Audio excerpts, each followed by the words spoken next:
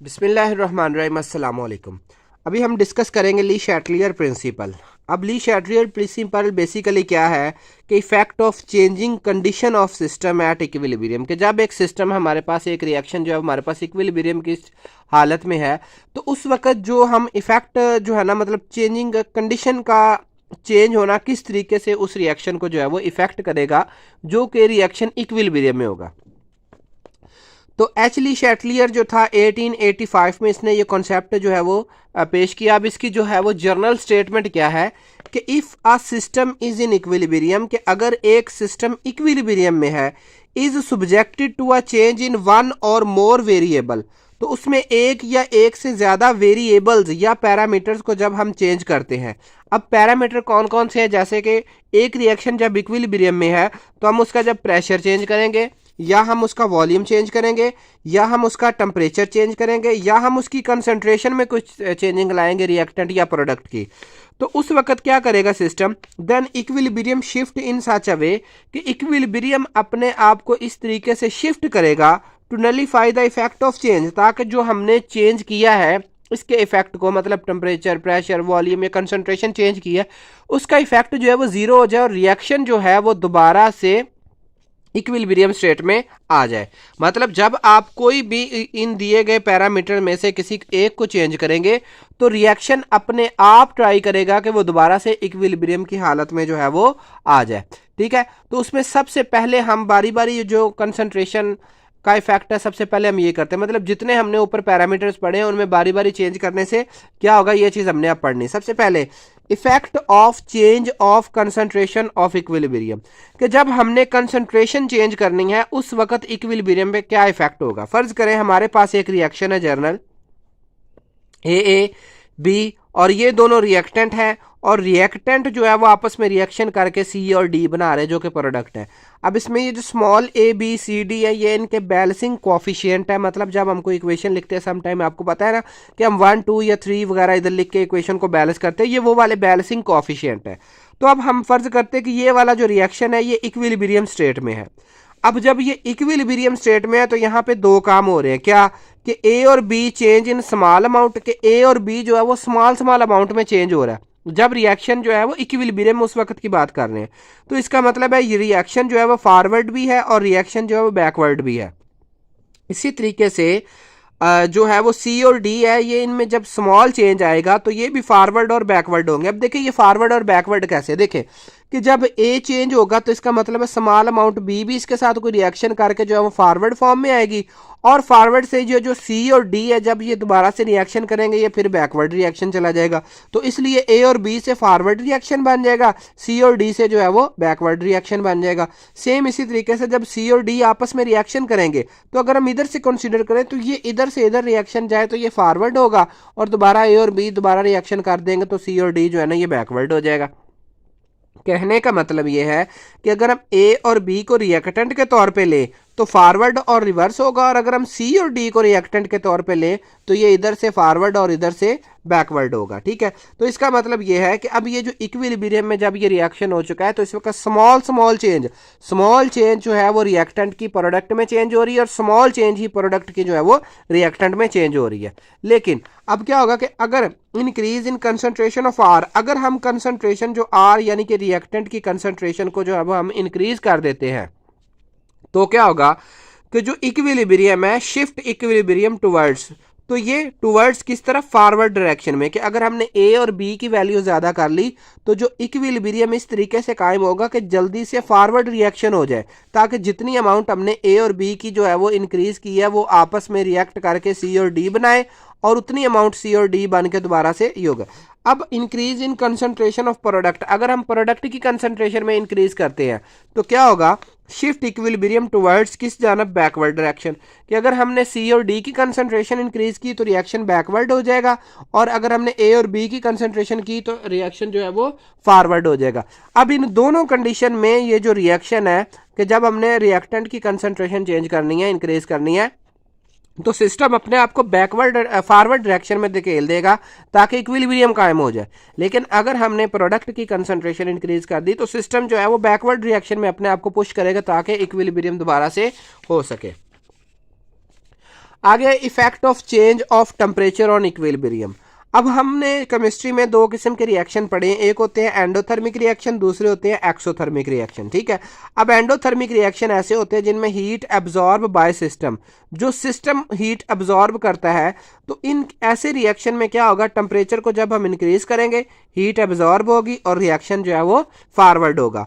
अब हम exothermic reaction की बात करते हैं, ऐसे रिएक्शन जिनमें हीट इवॉल्व होती है। अब एक्सोथर्मिक को हम एग्जाम्पल से समझते हैं, जैसे कि जब नाइट्रोजन गैस और हाइड्रोजन गैस दोनों आपस में मिलती है तो अमोनिया गैस बनती है, और उस वक्त जो हीट इवॉल्व होती है, खारिज होती है, रिलीज होती है, वो होती है -93.6 किलो जॉल। ठीक है, अब इतनी हीट जो है वो या इस रिएक्शन पे जो है वो इवॉल्व हो रही है, तो ये रिएक्शन क्या है, एक्सोथर्मिक रिएक्शन है। अब इस सिस्टम से क्या होगा कि जितनी हम टेम्परेचर इसका डिक्रीज करेंगे ना, तो मोर हीट रिलीज, क्या आप इस रिएक्शन का टेम्परेचर डिक्रीज करते जाए तो उतनी ज़्यादा हीट जो है वो रिलीज होगी और रिएक्शन जो है वो फॉरवर्ड हो जाएगा। तो हमें पता चला कि अगर रिएक्शन एंडोथर्मिक है तो हम हीट बढ़ाएंगे तो रिएक्शन फॉरवर्ड होगा, और अगर रिएक्शन एक्सोथर्मिक है, अगर हम टेम्परेचर डिक्रीज करेंगे तो रिएक्शन जो है वो फॉरवर्ड होगा। और इसका उल्टा मतलब, अगर एंडोथर्मिक में हीट इंक्रीज करेंगे तो फॉरवर्ड होगा, तो इसका मतलब है जब हम डिक्रीज करेंगे तो वो बैकवर्ड हो जाएगा। इसी तरीके से एक्सोथर्मिक रिएक्शन है कि जब हम हीट डिक्रीज करेंगे, टेम्परेचर डिक्रीज करेंगे तो वो फॉरवर्ड होगा, और अगर हम टेम्परेचर इंक्रीज करेंगे तो वो बैकवर्ड हो जाएगा। Effect of change of pressure on equilibrium, के प्रेशर के चेंज के साथ क्या होता है। फर्ज करें हम यहाँ पे दो रिएक्शन यहाँ पे लेते हैं। ठीक है, अब सबसे पहले हम देखें कि दो किस्म के रिएक्शन होते हैं, ऐसे रिएक्शन जिसमें number of mole of reactant बराबर होते हैं number of mole of product के। जैसे कि यहाँ पे H2 और I2 आपस में मिलके HI बना रहे हैं, और N2 और O2 आपस में मिलके NO जो है वो नाइट्रोजन ऑक्साइड गैस बन रही है। यहाँ पर भी इनके 1-1 यानी कि रिएक्टेंट के भी 2 मोल्स बन रहे हैं और प्रोडक्ट के भी 2 मोल्स बन रहे हैं। यहाँ पर भी रिएक्टेंट के 2 मोल्स हैं और प्रोडक्ट के भी 2 मोल्स हैं।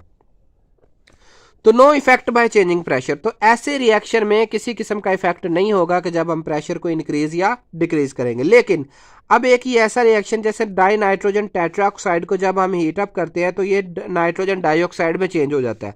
अब यहाँ पे इसका 1 मोल है और इसका जो है वो 2 मोल है। अब यहाँ पे number of mole of reactant बराबर नहीं है number of mole of product के, तो इसका मतलब ये है कि नंबर ऑफ मोल भी इस रिएक्शन में इंक्रीज हुए हैं और वॉल्यूम भी इस रिएक्शन में जो है वो इंक्रीज होना चाहिए। तो फिर क्या होगा कि अगर आप प्रेशर डिक्रीज करेंगे तो वॉल्यूम जो है वो इंक्रीज हो जाएगा, तो रिएक्शन फॉरवर्ड होगा। क्यों?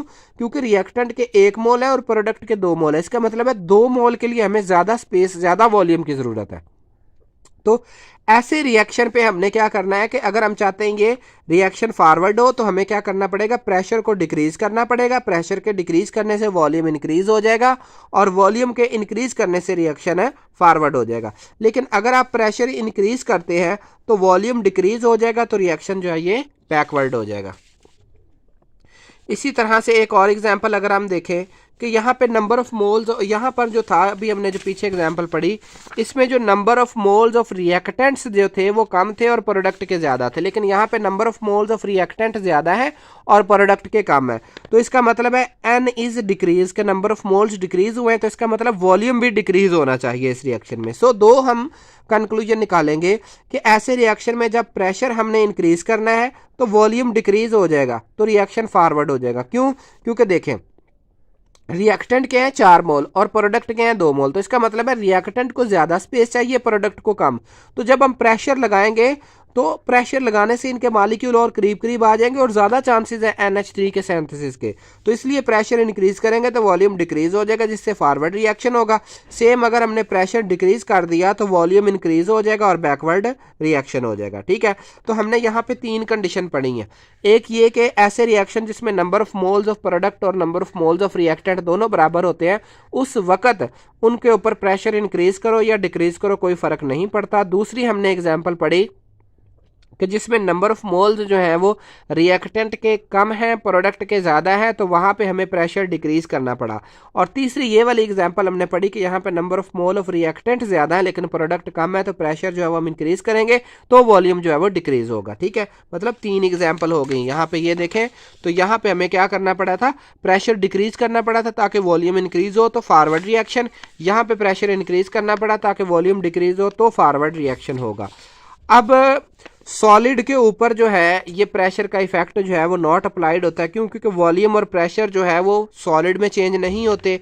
इसी तरीके से लिक्विड के ऊपर ये कॉन्सेप्ट अप्लाई नहीं हो सकता, क्योंकि नंबर ऑफ मोल्स जो है वो कोई चेंज नहीं होते लिक्विड फॉर्म में, ये सिर्फ गैसियस फेम में आ जाएगा, फेज में आ जाएगा। Effect of catalyst, not effect on equilibrium concentration. Equilibrium concentration को जो कैटलिस्ट है ये इफेक्ट बिल्कुल भी नहीं करता, सिर्फ और सिर्फ क्या करेगा, ओनली स्पीड इज एक्सेलरेटेड, सिर्फ और सिर्फ रिएक्शन की स्पीड बढ़ जाएगी, मतलब फॉरवर्ड और रिवर्स दोनों रिएक्शन की जो है वो स्पीड बढ़ जाएगी अगर हम कैटलिस्ट का जो इफेक्ट डिस्कस करें। Does not shift the position of equilibrium in any direction, और इसका कोई ये काम नहीं होता कि इक्विलिब्रियम को फॉरवर्ड करेगा या बैकवर्ड करेगा, बल्कि ये सिर्फ और सिर्फ रिएक्शन को स्पीड अप करेगा। नेक्स्ट आगे जो है वो हम application of Le Chatelier principal पढ़ेंगे अगले लेक्चर में, ठीक है। इसी के साथ मैंने जो है वो भी लेक्चर अपलोड कर दिया है, क्योंकि लेक्चर ऑलरेडी जो है वो 10 मिनट क्रॉस कर चुका है, तो इसलिए ज़्यादा लेंथ ना हो रिएक्शन जो है ना लेक्चर, तो इसलिए ये वाले जो effect application of Le Chatelier principle ये हम नेक्स्ट लेक्चर में जो है वो डिस्कस करेंगे, वो भी इधर अपलोडेड है।